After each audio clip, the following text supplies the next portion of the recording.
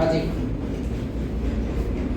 यानी राजस्थान का इतिहास जो आपने शुरू किया है, उस इतिहास में बेसिक इंट्रोडक्शन आपने पढ़ लिया था। सबसे पहले विश्व इतिहास का जनक की बात करें तो कौन है? हेरोडोटस। भारतीय इतिहास का जनक कौन है? महर्षि कृष्ण द्वैपायन वेदव्यास। और राजस्थान के इतिहास के जनक कौन है? Colonel James Tod. Colonel James Tod को राजस्थान के इतिहास का पितामह और घोड़े वाले बाबा के नाम से जाना जाता है। इन्होंने जो पुस्तक लिखी है the annals and antiquities of Rajasthan, इसी पुस्तक का दूसरा नाम है the central and western Rajput states of India. इनके अलावा इन्होंने एक दूसरी पुस्तक लिखी है पश्चिमी भारत की यात्रा, ट्रेवल्स ऑफ वेस्टर्न इंडिया। उसके बाद में अपन ने सभ्यताओं के बारे में चर्चा की थी कि सभ्यता क्या होती है और सभ्यता और संस्कृति में क्या अंतर है। संस्कृति किसी भी सभ्यता का दर्पण होता है। किसी भी सभ्यता का दर्पण क्या होता है? संस्कृति। ये तो भौतिक स्वरूप में हम इसको देखते हैं। संस्कृति जो है वो भौतिक रूप में दिखाई नहीं देती है। बात समझ में आई? कोई मूर्त चीज नहीं है संस्कृति। सभ्यता का एक पार्ट है संस्कृति। क्लियर? तो सभ्यता और संस्कृति में अपन ने ये डिवीजन कर लिया था कि ये तो ताम्रयुगीन है, ये कांस्ययुगीन है, ये लौहयुगीन है और ये पाषाण युगीन है। पाषाण युगीन को भी अपन ने 3 भागों में बांटा है, पूरा पाषाण कालीन, मध्य पाषाण कालीन और नवपाषाण कालीन। आपको पता होना चाहिए लोहे की जो कुल्हाड़ी है या फिर आग का आविष्कार है, पहिए का आविष्कार है, ये सारे नवपाषाण काल में हुए हैं। जिस संस्कृति में पत्थर और धातु दोनों मिलेगी, जैसे तांबा भी मिला है उस संस्कृति में और पत्थर भी मिला है, उस संस्कृति का नाम क्या होगा? ताम्रपाषाण कालीन संस्कृति। क्लियर? राजस्थान की एकमात्र संस्कृति है जो कांस्ययुगीन है, कालीबंगा। तो आज हम उसी कालीबंगा सभ्यता के बारे में बात करेंगे। सबसे पहले तो आप ये बताएंगे कि ये जो कालीबंगा मैंने लिखा है ये सही ही है या गलत है? गलत है। लेकिन ये गलत होते हुए भी क्या है? सही है। सब शुद्धि की दृष्टि से कालीबंगा यही सही है, लेकिन हम लिखते बड़ा है वो अलग बात है। अब कालीबंगा सभ्यता के पार्ट पढ़ेंगे अपन कैसे कैसे। जैसे कालीबंगा सभ्यता की स्थिति, कालीबंगा सभ्यता की स्थिति यानी कालीबंगा सभ्यता कहाँ स्थित है, कहाँ सिचुएट है। तो अगर आपसे पूछे कि जिस समय कालीबंगा सभ्यता की खोज हुई उस समय यह सभ्यता कहाँ स्थित थी?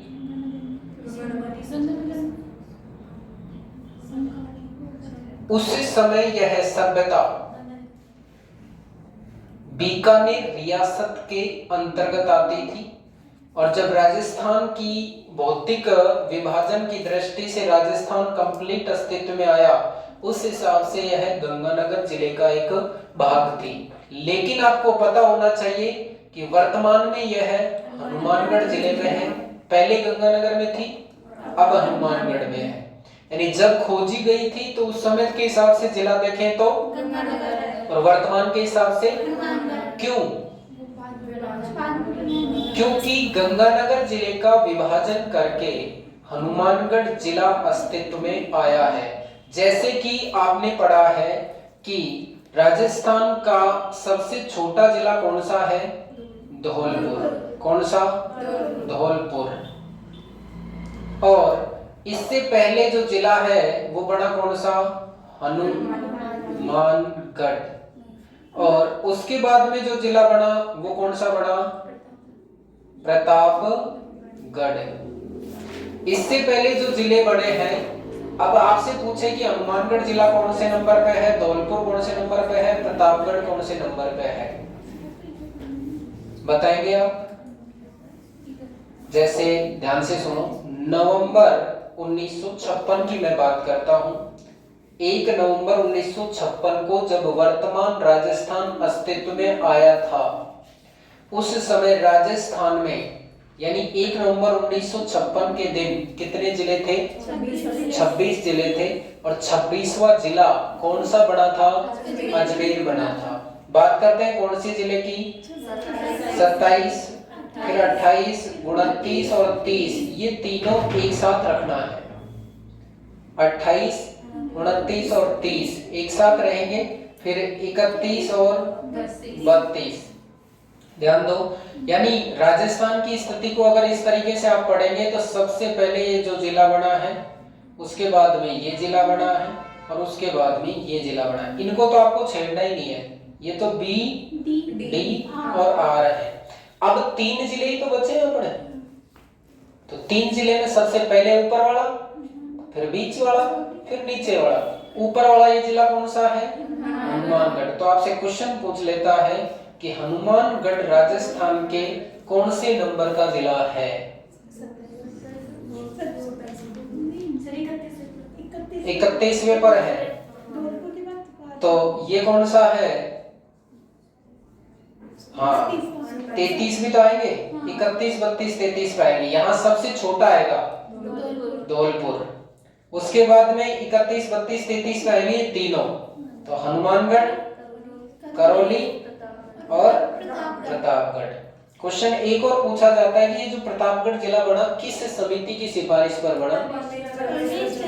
कौन सी? परमेश चंद्र कमेटी। कौन सी?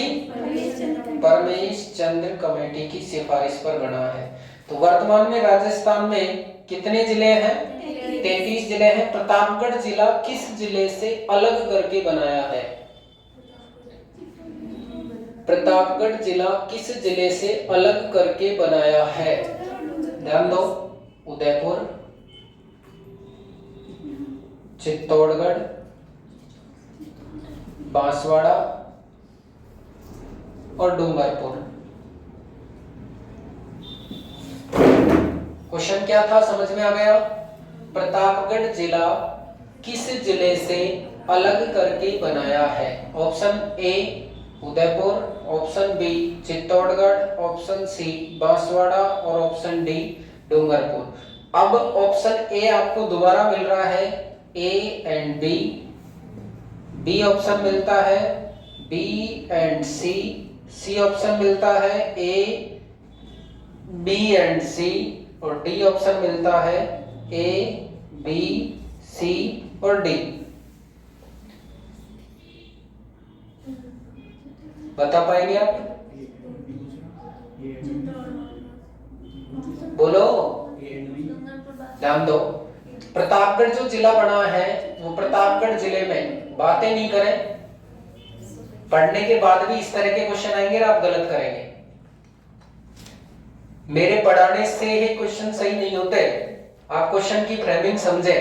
प्रतापगढ़ जिले में कितनी तहसील थी? 5। कितनी तहसील? 5। आप बताएंगे एक तो छोटी सादड़ी, छोटी सादड़ी। एक बताएंगे आप पीपल खूंट, पीपल खूंट। एक बताएंगे आप दरियावाद, दरियावाद, छोटी सादड़ी। और एक बताएंगे आप खुद प्रतापगढ़, प्रतापगढ़। और एक बताएंगे आप अरनोद। क्लियर? आपको जैसे कि मैंने बताया कि पीपल खूंट में ये मात्रा आ रही है और यहां पर किस में आ रही है? बांसवाड़ा में। तो पीपल खूंट कहां से ली? बांसवाड़ा से ली। मैंने कहा कि दरियावाद में द आ रहा है और ये कहां से ली? उदयपुर से। शेष तीनों छोटी सादड़ी, प्रतापगढ़ और अरनोद कहां से लिए हैं? चित्तौड़गढ़ से। अब आप ऑप्शन का चुनाव करेंगे नीचे से। इतनी नॉलेज होने के बाद में अगर आपको प्रश्न पूछा जाता है तो इस तरह पूछा जाएगा और आंसर क्या आएगा? C option. वो राम नाम ले टिका दिए कोई सा भाई, तो वो गलत हो जाए। समझ गए ना? तो क्वेश्चन की गहराई को आप जरूर समझें, न केवल पढ़ने से पार पड़ने वाली नहीं है। हाँ जी, तो 31वां जिला कौन सा बना? 32वां करौली, 33वां 26वां अजमेर, 27वां धौलपुर, 28वां 12, 29वां दौसा और 31वां हनुमानगढ़। देखो दोबारा, 26 अजमेर है, 27 धौलपुर, 28 29 30 12 दौसा राजसमंद, 31 हनुमानगढ़, 32 करौली और 33 दोबारा बताओ। 26 नंबर पे अजमेर, 27 पे धौलपुर, 28 29 30 12 दौसा राजसमंद, 31 पे 32 पे और 33 पे। 26 पे कौन सा था? अजमेर। 29 पे कौन सा था? दौसा। 26 पे कौन सा है? सॉरी 28 पे 12 और 27 पे धौलपुर, 31 पे हनुमानगढ़, 30 पे राजसमंद और 32 पे करौली और 33 पे प्रतापगढ़। अब आपको ये भी पता होना चाहिए कि कौन सा जिला कब बना है। तो ये तीनों का तो आपको फिक्स पता है। 28 29 30 ये कब बने? 10 अप्रैल 1900। 10 अप्रैल को हम बर्थडे मनाते हैं दौसा जिले का। तो दौसा जिले के साथ 2 और पैदा हुए हैं, 12 और राजसमंद। 12 जिला लगभग दौसा की समथिंग है, क्षेत्रफल वगैरह सब में लगभग। क्लियर? अजमेर बना कब? 1 नवंबर 1956। 1 नवंबर 1956। ये कब बना है? अप्रैल में। तो ये भी कब बना है? अप्रैल में। ये 10 को बना है तो ये 15 को बना है। ये 91 में बना है, लेकिन ये 1982 में बना है। ये अप्रैल में बना है। तो नीचे वाले ये 1 और 2 ये कब बने हैं? जुलाई में। कब बने? जुलाई में। एक बना है 12 और एक बना है 19 जुलाई को। 91 में 3 जोड़े तो 91 में 3 जोड़े 93 94 और 94 में 3 जोड़े तो 97। यानी ये कब बना? 1997 में। और ये इसकी तारीख क्या बताएंगे आप?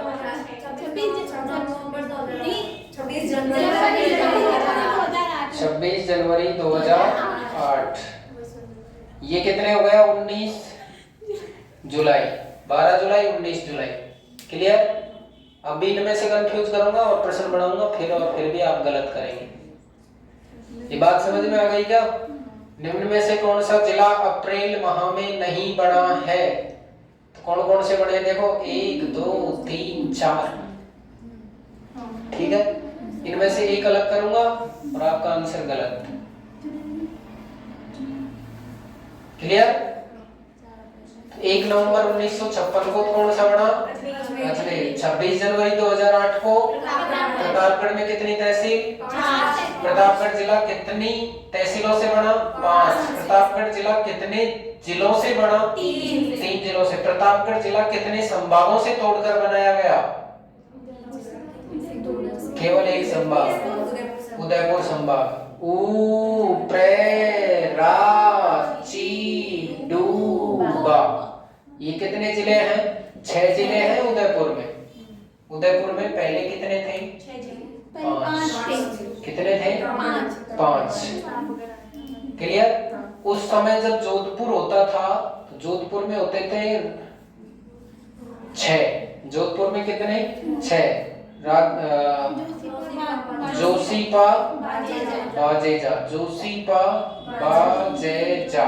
उस समय प्रश्न पूछा जाता था कि राजस्थान का सर्वाधिक जिलों वाला संभाग कौन सा है? आंसर क्या था? जोधपुर। जब 2008 में यहाँ पर प्रतापगढ़ जुड़ गया, उसके बाद में भी प्रश्न पूछा गया कि राजस्थान का सर्वाधिक जिलों वाला संभाग है।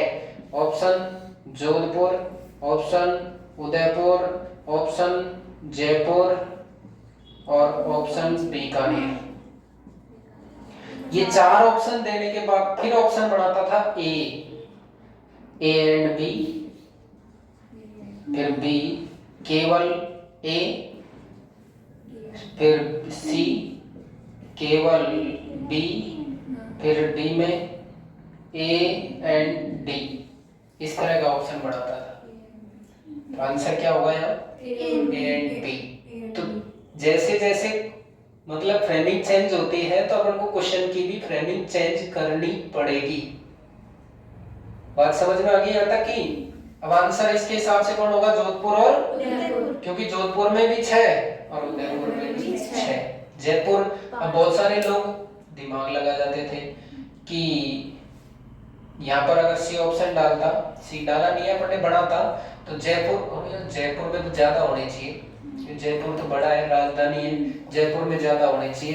तो यहाँ पर जैसे ए बी और सी होता तो इसमें ज्यादा चांस लेते, या फिर के ए एंड सी होता तो इसमें ज्यादा चांस लेते। क्लियर? तो प्रश्न बनाने वाला उत्तर पहले सोच लेता है कि गलत क्या देंगे, संभावित गलत को ज्यादा रखता है। तो ये तो आपका सामान्य परिचय हुआ। अब अपन बात करते हैं राजस्थान की एक सभ्यता कौन सी? कालीबंगा। हालांकि शुद्ध शब्द में छोटा आएगा, ध्यान रखना, चाहे आप कालीबंगा लिखें चाहे आप कालिदास लिखें। क्लियर? आगे सुनना। हेलो, बातें लिया। कालीबंगा शब्द का अर्थ काली चूड़ियां या काले रंग की चूड़ियां या काले रंग के असंख्य टुकड़े। 3 बोल दिए मैंने ऑप्शन। काली चूड़ियां, काले रंग की चूड़ियां या काले रंग के असंख्य टुकड़े। कौन सा ऑप्शन सही है? उपरोक्त तीनों सही है। क्लियर? कालीबंगा सभ्यता की स्थिति आपने पढ़ी, वर्तमान हनुमानगढ़, पहले कहां पर थी? गंगानगर। क्लियर? कालीबंगा सभ्यता की खोज प्रोफेसर अमलानंद घोष, पीए घोष आ जाए, अमलानंद घोष आ जाए या प्रोफेसर अमलानंद घोष आ जाए, बात एक ही है।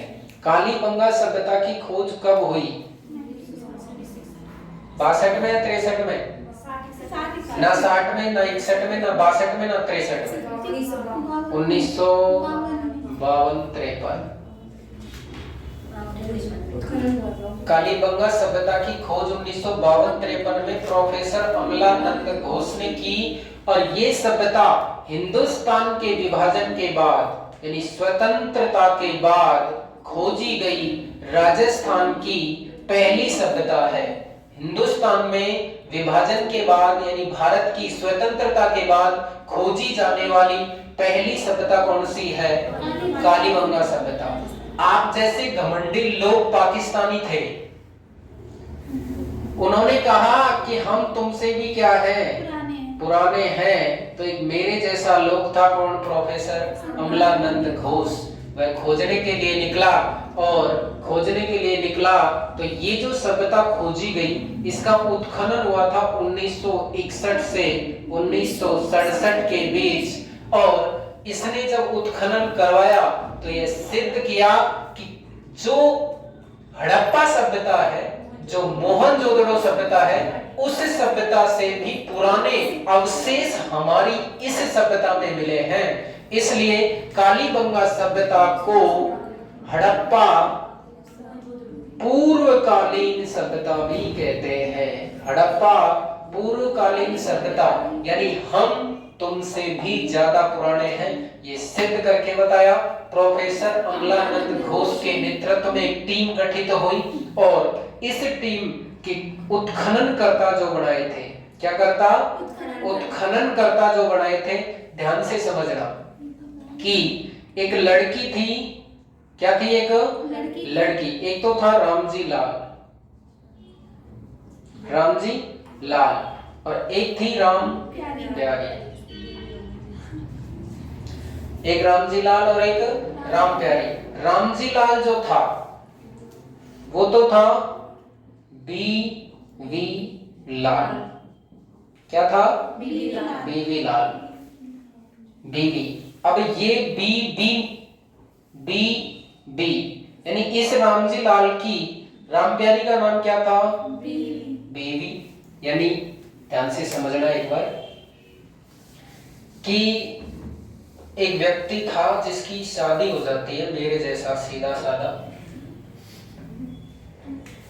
लेकिन वो राम प्यारी जो है बीवी, वो क्या करती है? नखरे। और नखरे कितने करती है कि जितने चैनल टीवी के उतने नखरे बीवी के। नखरे किए तो एक दिन क्या किया कि रामजी लाल ने इसकी क्या कर दी? पिटाई।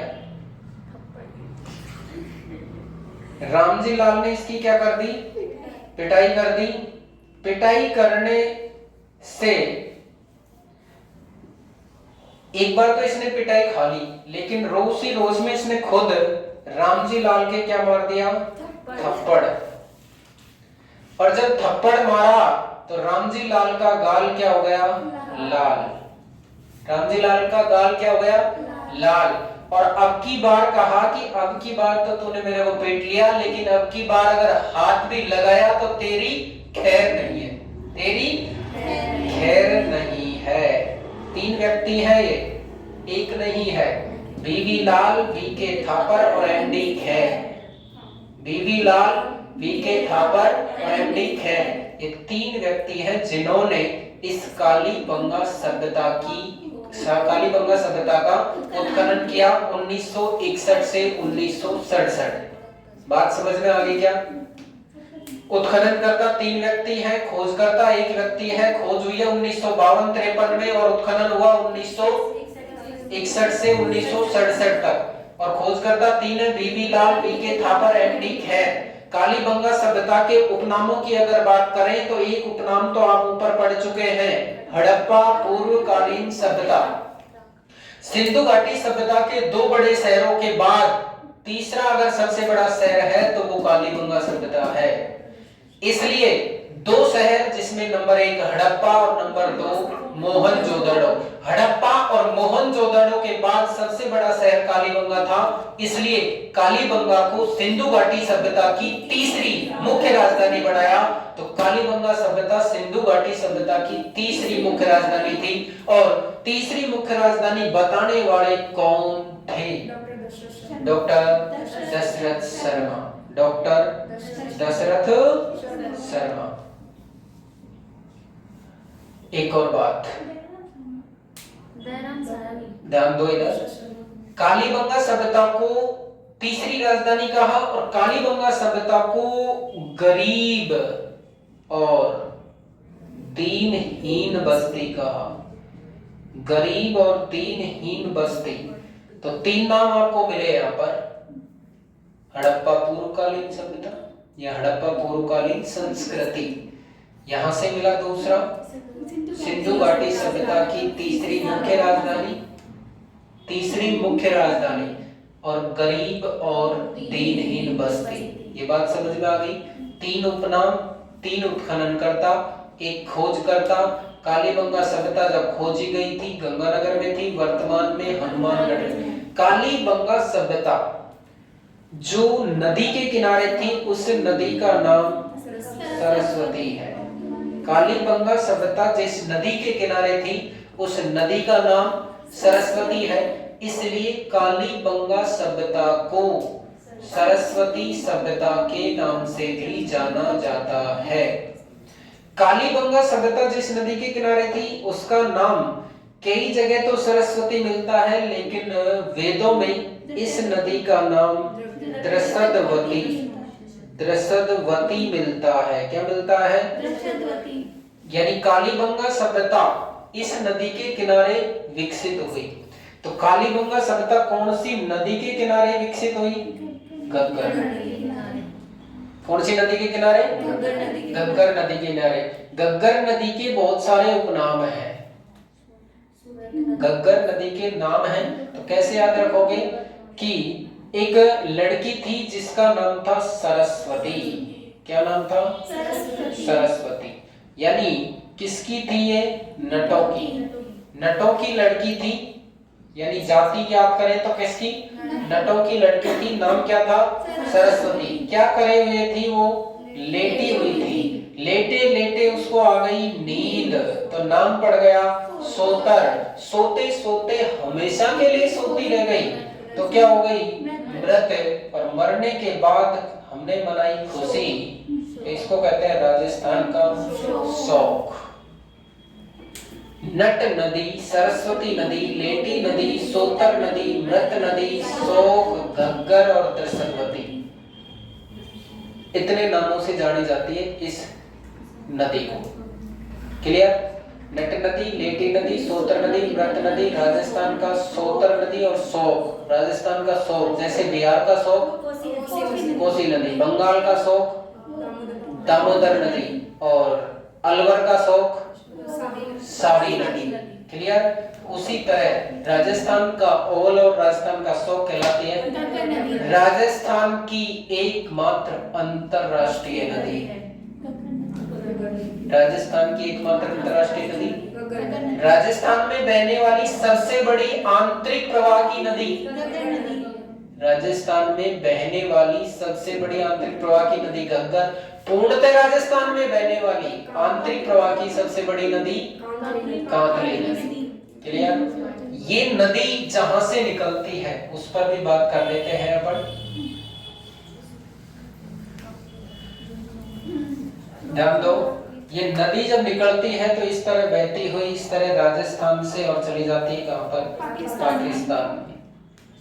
कोई समय था जब ये नदी एक बड़े क्षेत्र को घेरे हुए थी। सरस्वती सभ्यता संस्कृति इसी के नाम पर नाम पड़ा है। उधर से दूसरी नदी आ रही है ये सिंधु, और इधर सिंदूर इधर सरस्वती, दोनों के बीच में जो सभ्यता विकसित हुई उस सभ्यता का नाम है सिंधु सरस्वती सभ्यता। सिंधु सरस्वती सभ्यता। क्लियर? अब बात कर रहे हैं अपन घग्गर की। तो घग्गर नदी यहाँ से निकलती है हिमाचल प्रदेश के कालका पहाड़ की शिवालिक पहाड़ी से। हिमाचल प्रदेश के कालका पहाड़ की शिवालिक पहाड़ी से निकलकर ये हिमाचल प्रदेश में बहती है। हिमाचल प्रदेश में बहने के बाद ये पंजाब में बहती है। कुछ समय ये कहां भी जाती है? हरियाणा में जाती है। हरियाणा में जाने के बाद ये राजस्थान में प्रवेश करती है। राजस्थान में इस नदी का प्रवेश कहां पर है? टिकरी हनुमानगढ़ में। यहाँ पर इसके किनारे 3 सभ्यताएं विकसित हुई है। नंबर 1 काली गंगा, नंबर 2 पीली गंगा, नंबर 3 रंग महल। 3 सभ्यताएं विकसित हुई है, काली गंगा, पीली गंगा और रंग महल। इस सभ्यता के किनारे एक दुर्ग स्थित है जिसका नाम बटनेर दुर्ग है, जो कि कल राजस्थान के पत्रिका समाचार पत्र में चर्चित था, अगर आपने पढ़ा है। बटनेर दुर्ग जो है वो उत्तरी राजस्थान का प्रहरी कहलाता है। राजस्थान का सबसे पुराना किला होने का रिकॉर्ड नाम दर्ज है किसके? बटनेर का।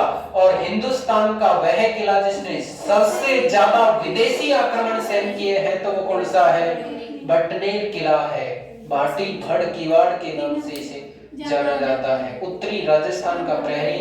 राजस्थान में अगर सर्वाधिक विदेशी आक्रमण हुए हैं तो इसी तरफ से हुए हैं, उत्तर की तरफ से। बात समझ में आई?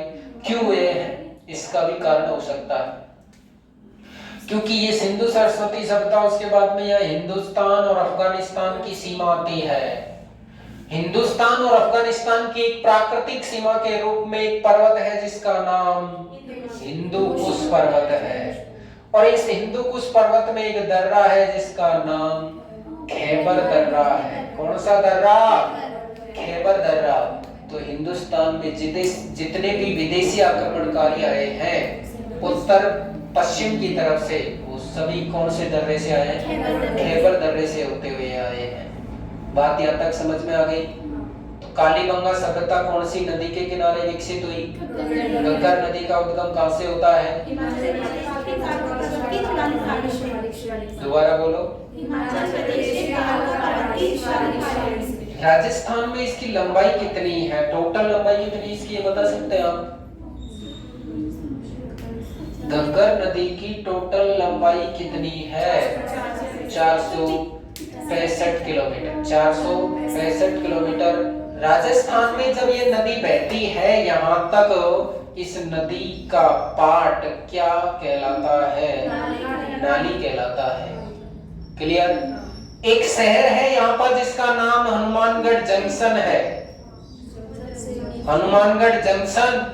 और जब जब भी कालका पहाड़ हिमाचल प्रदेश शिवालिक पहाड़ियों में भारी बारिश होती है तो ये नदी उफान पर आती है। उफान पर आने के बाद ये शहर नदी के बहाव क्षेत्र से नीचे बसा होने के कारण जलमग्न हो जाता है। तो गग्गर नदी में जब जब भी बाढ़ आएगी तो जलमग्न होगा कौन? हनुमानगढ़।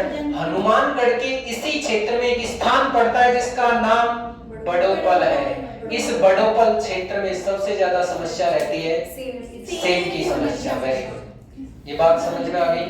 नाली, इस क्षेत्र में एक नस्ल पाई जाती है भेड़ की, उस नस्ल का नाम भी इसी नदी के पाट के कारण क्या पड़ा है? नाली पड़ा है। अंततः जब ये पाकिस्तान में जाती है तो पाकिस्तान में इस नदी का नाम क्या पड़ जाता है? अकरा पड़ जाता है। बाई चांस ही पाकिस्तान में इस नदी का पानी जाता है, लास्ट रंग महल तक इस नदी का पानी जा पाता है। अगर भारी बारिश होगी, बाढ़ होगी तो पाकिस्तान में जाएगा। पहले ये नदी का पानी वास्तव में सिंधु के साथ मिलकर जाता था और कहां पर जाता था? अरब सागर में जाता था। बात समझ में आ गई क्या? क्लियर? अब बात करते हैं वापस हम कालीबंगा सभ्यता पर।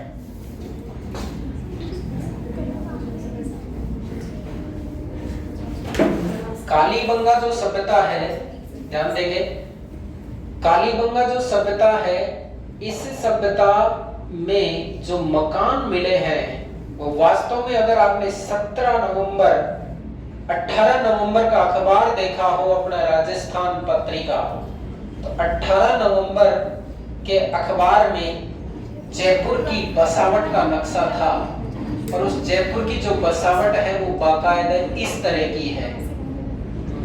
यानी प्रत्येक मुख्य सड़क आर पार है, ये सड़कें हैं और प्रत्येक सड़क एक दूसरे को समकोण पर काटती है। किस पर काटती है? समकोण पर काटती है। भूगोल में जब अक्षांश और देशांतर रेखाएं एक दूसरे को इस तरह काटती हैं तो उसे क्या कहते हैं? ग्रिड कहते हैं। क्या कहते हैं? ग्रिड कहते हैं। इसी को गोर भी कहते हैं। क्या भी कहते हैं? गोर। क्योंकि अक्षांश और देशांतरों के बीच का ये जो वाला क्षेत्र जो बढ़ता है वो क्या कहलाता है? गोर कहलाता है।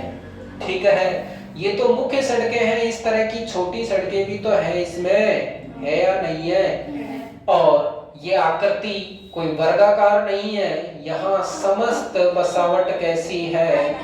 आयताकार है। इस संस्कृति को इस तरह की पद्धति में लाने का श्रेय ऑक्सफोर्ड महोदय को जाता है। किसको?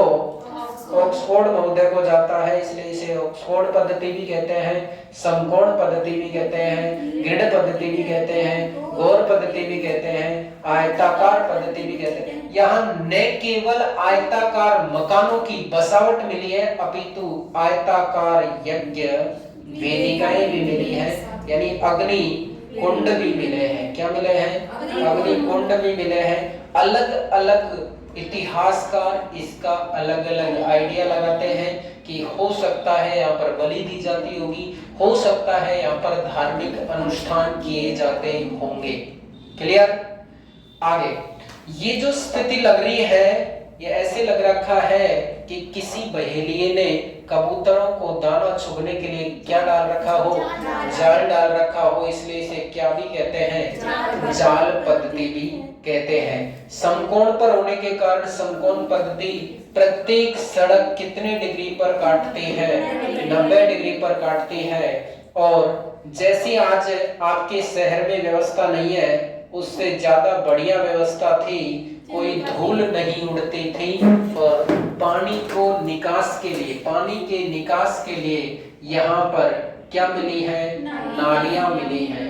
पानी के निकास के लिए नालियां मिली हैं। पत्थर और लकड़ी की दोनों तरह की नालियां मिली।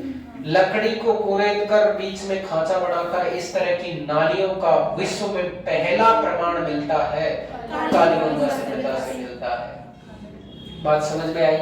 कालीबंगा सभ्यता में अगर ये मकान है तो ये मकानों के दरवाजे इस मुख्य सड़क की तरफ नहीं खुलते थे।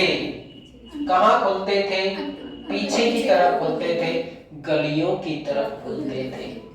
इंपॉर्टेंट बात यह है कि अगर ये मकान है तो इस मकान का अगर मुख्य दरवाजा ये है तो मुख्य दरवाजे के सामने सट किसी भी कमरे का दरवाजा नहीं होता था। विशेष बात यह है, पुरानी अगर आप हवेली देखेंगे तो ये अगर कमरा यहाँ है, इधर तो ये यहाँ रह जाते थे बरामदे टाइप में, इसका जो दरवाजा है वो यहाँ से खुलेगा, तो सामने वाले दरवाजे से इस कमरे की लोकेशन का आप पता नहीं लगा सकते थे। कितने एक्सपर्ट होंगे उस समय के लोग, यानी इस कमरे में क्या हो रहा है, तो जब तक इस कमरे के यहाँ तक आप एंट्री नहीं करेंगे तो मुख्य दरवाजे से आपको इस बात का पता नहीं लगेगा। हाँ, प्राइवेसी इस समय थी। और इम्पोर्टेंट बात यह है कि आज आप भी जिस तरीके की व्यवस्था नहीं कर सकते, उस समय के लोग इतने एक्टिव थे कि प्रत्येक घर में आपको कुआं मिला है। प्रत्येक घर में, कालीबंगा सभ्यता में विशेषता थी, प्रत्येक घर में कुआं मिला है, प्रत्येक घर में लेट बाथ मिले हैं। और सड़क ऐसी थी जैसे कि राजधानी जयपुर की सड़कें हो, इसलिए नगरीय प्रमाण हिंदुस्तान में अगर कहा जाता है तो कालीबंगा सभ्यता एक कैसी सभ्यता थी? नगरीय सभ्यता थी। कैसी थी? नगरीय सभ्यता के प्रमाण मिलते हैं, लकड़ी की नालियों के प्रमाण मिलते हैं, कुओं के प्रमाण मिलते हैं, मकानों में प्राइवेसी के प्रमाण मिलते हैं। बात समझ में आई? और देखिएगा, ये तो बसावट है, इस बसावट के चारों तरफ क्या मिला है? परकोटा।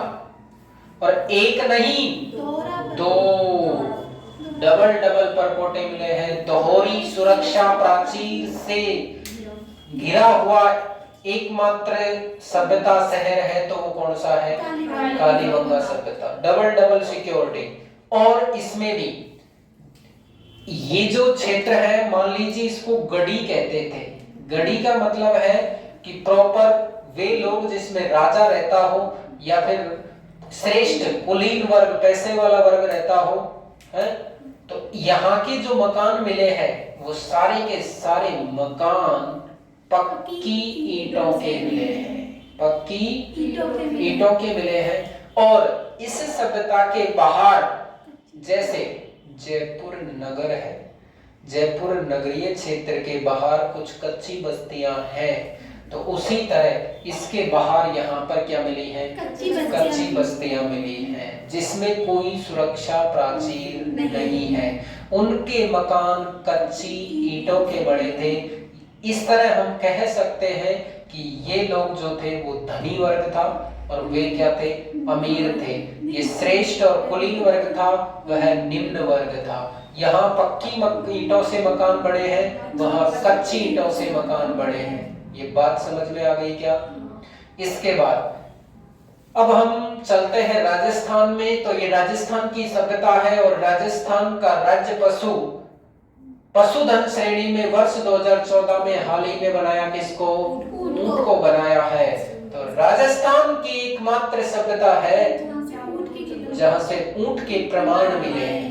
ऊंट के प्रमाण मिले हैं, यानी ऊंट की चाहे हड्डी कहे या ऊंट के प्रमाण कहे तो वो कहां से मिले हैं? आगे देखते हैं इंपॉर्टेंट बात। यहाँ के जो लोग हैं वो पूजा उपासना भले ही करते हो, पूजा उपासना भले ही करते हो, यज्ञ करते हो, धार्मिक अनुष्ठान करते हो, लेकिन यहाँ से किसी भी प्रकार के मंदिर का प्रमाण नहीं मिला है। मंदिर का प्रमाण नहीं मिला है। और बहुत सारे सभ्यता संस्कृति के अवशेष मिले हैं। हाँ, यहाँ से ये जरूर मिला है। सही बढ़ाया है क्या? सही बढ़ाया है क्या? गलत है, ये उल्टा है। ठीक है, ये हमेशा दाईं ओर चलेगा, ध्यान रखना इस बात को, ये दाईं ओर चलेगा इस तरह, घड़ी की सुई की दिशा में, न कि घड़ी की सुई की विपरीत दिशा में। बात समझ में आ गई? स्वास्तिक चिन्ह का प्रमाण मिला या नहीं मिला? मिला है। यहाँ के लोग आपसे भी ज्यादा स्मार्ट थे, हैंडसम भी थे और ब्यूटीफुल भी थे। यहाँ की जो महिलाएं हैं वो प्रसाधन सामग्रियों का प्रयोग करती थी। आप लगाते हैं ना क्रीम पाउडर आजकल, उस समय के लोग भी लगाते थे। आप आभूषणों के शौकीन नहीं होंगे, लेकिन उस समय के लोग आभूषणों के भी शौकीन थे। चाहे यहाँ के आभूषण मिट्टी के मनकों के मिले हों, चाहे यहाँ के आभूषण किसी स्फटिक के मिले हों, चाहे यहाँ के आभूषण तांबे और कांसे के मिले हों। कांस्ययुगीन संस्कृति है, कांसे के ज्यादा उपकरण, कांसे के बर्तन, कांसे के औजार, कांसे के आभूषण, यहाँ तक कि सब कुछ लगभग हथियार तक भी किसके मिले? कांसे के मिले। आज हमारे घरों में कांसे की एक कटोरी या थाली बड़ी मुश्किल से मिलती है।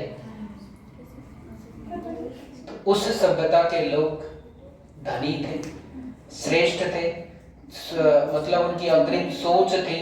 इस सभ्यता में कई स्तर मिले हैं, 1 2 3 4, खुदाई 3 स्तरों में हुई है। खुदाई कितने पार्टों में हुई? 3 पार्टों में हुई है। ये बात समझ में आ गई? और कुछ पूछना इसके बारे में? पूछना है? समझ में आया है? हाँ, एक प्रियांशी नाम की लड़की थी, तो उसकी खोपड़ी में क्या पड़ गया? पानी। क्या पड़ गया? तो खोपड़ी में जो पानी पड़ा है ना, उसको ड्रिल करके, ड्रिल मशीन से जैसे अपन दीवार में छेद कर देते हैं ना, ऐसे खोपड़ी में ड्रिल की और ड्रिल करके 6 छेद किए हैं। कितने? 6 छेद करके, और खोपड़ी के पानी को क्या निकाल दिया?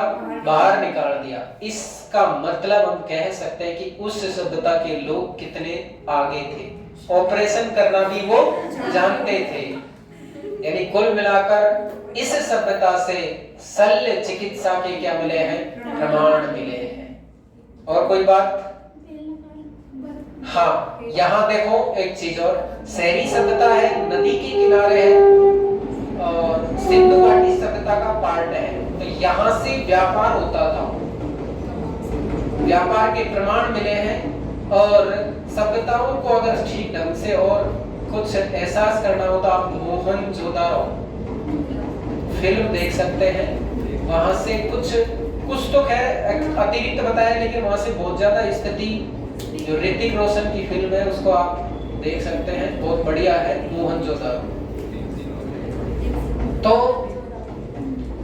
अपन बात कर रहे थे कि यहाँ से व्यापार के प्रमाण मिले, व्यापार के प्रमाण मिले तो कोई भी चीज जब जाती थी तो सील पैक होकर जाएगी, तो उसके ऊपर मोहर लगती थी। तो यहाँ से लकड़ी की भी मोहर मिली है, खड़िया मिट्टी की भी मोहर मिली है, और धातु की भी मोहरें मिली हैं। तो ये जो सभ्यता है, इस सभ्यता का व्यापार मेसोपोटामिया की मिस्र में जो सभ्यता है मेसोपोटामिया में दजला और फरात नदियों के किनारे है। कौन सी नदी के किनारे? दजला और फरात नदियों के किनारे है। उस सभ्यता से इसकी तुलना की जाती है। क्लियर? और कोई दिक्कत? पालतू पशु भी मिले। सुनो, जब समाज और संस्कृति को पढ़ते हैं तो जैसे खान पान, रहन सहन, वेशभूषा, आभूषण, तो पालतू पशुओं के प्रमाण मिलने हैं। तो बताओ कुत्ते के प्रमाण मिले कि नहीं मिले? तुम अब पालते हो?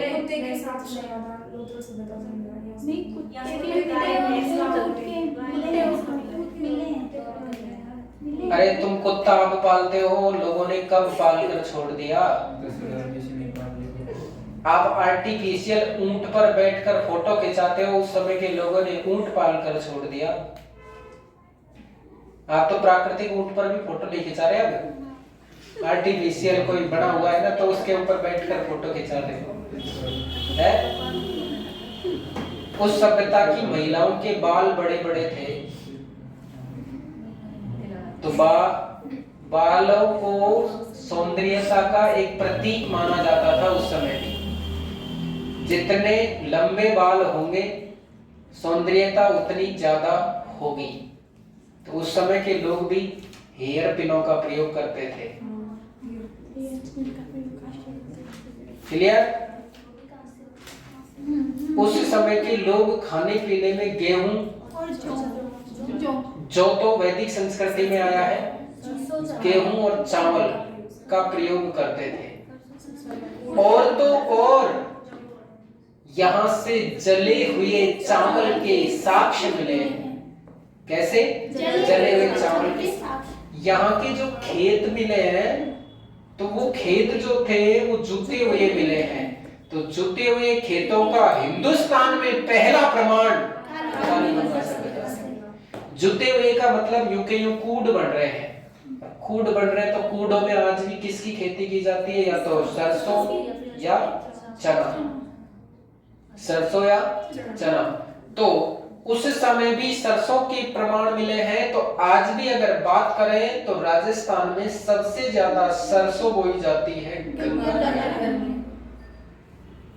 और कोई बात? भूकंप के प्रमाण। Very good. एक क्या है कि वहां से जो मकान मिले हैं तो मकान में दरार मिली है, यानी मकान फटा हुआ, खिला हुआ मकान मिला है। तो उनको ऐसा आइडिया लगाते हैं कि हो सकता है कि इस सभ्यता का जो विनाश हुआ है वो किसके कारण हुआ होगा? भूकंप के कारण हुआ होगा। एक आदमी हिमांशी प्रियांशी दोनों जा रही है, एक आगे एक पीछे, एक बकरे को लेकर। तो उनसे प्रमाण आइडिया लगाया जाता है कि हो सकता है कि ये इसको बलि के लिए ले जा रहे हो सकता है इसको ये काट कर खाने के लिए ले जा रहे हो। तो इस सभ्यता को मांसाहारी होने के प्रमाण भी मिलते हैं, बलि प्रथा के प्रमाण भी मिलते हैं, मंदिरों के प्रमाण नहीं मिलते, भूकंप के प्रमाण मिलते हैं, गोल खड़िया मिट्टी की मोहरें मिली हैं, आभूषण वगैरह सब किसके मिले हैं? कांस्य के मिले हैं या फिर मिट्टी के मणिये मिले हैं। और कोई बात? उत्खनन किसने किया था? बीबी लाल बीके थापर एमडी है। खोजकर्ता कौन थे? उत्खनन 1961 से 1900 और खोज कब 1952-53 में। हिंदुस्तान की स्वतंत्रता के बाद खोजी गई पहली सभ्यता कालीबंगा सभ्यता। ऊंट की हड्डियों के प्रमाण मिले कहां से? यहीं पर एक सभ्यता और है, यहीं पर पास में बीकानेर रियासत में ही पड़ती थी। उस सभ्यता का नाम है सोथी सभ्यता। तो सोथी सभ्यता में जो प्रमाण मिले हैं वो कालीबंगा सभ्यता के समकालीन समकक्ष मिले हैं। इसलिए सोथी सभ्यता को कालीबंगा फर्स्ट के नाम से जाना जाता है, कालीबंगा प्रथम के नाम से जाना जाता है। कौन सी सभ्यता? कौन सी नदी के किनारे विकसित हुई? गंगा नदी। गंगा नदी के बारे में आप सब कुछ जान चुके हैं। अंतरराष्ट्रीय नदी है, राजस्थान की सबसे बड़ी आंतरिक प्रवाह की नदी। राजस्थान में कहां पर प्रवेश करती है? टिब्बी हनुमानगढ़ से। अब आप आराम से इसका अध्ययन कर सकते हैं। धन्यवाद।